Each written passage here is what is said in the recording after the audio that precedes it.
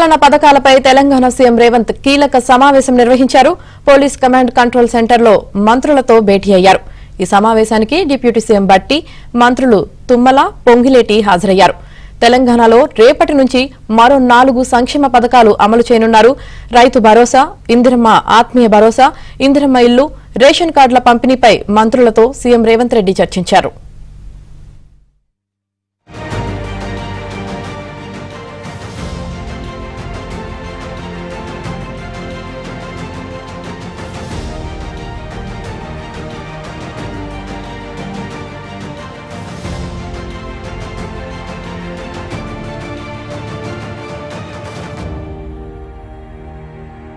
ఫిబ్రవరి 26 నాడు అత్యంత పరమ పవిత్రమైనటువంటి ప్రజాస్వామ్య భారతదేశానికి భారత రాజ్యాంగాన్ని అమలు తెచ్చుకున్నటువంటి రోజు.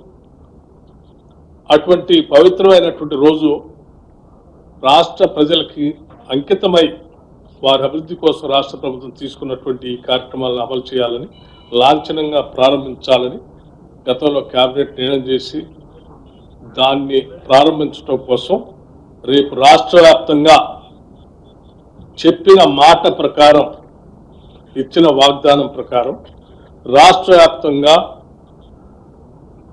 లాంఛనంగా ప్రారంభోత్సవం చేస్తా ఉన్నాం.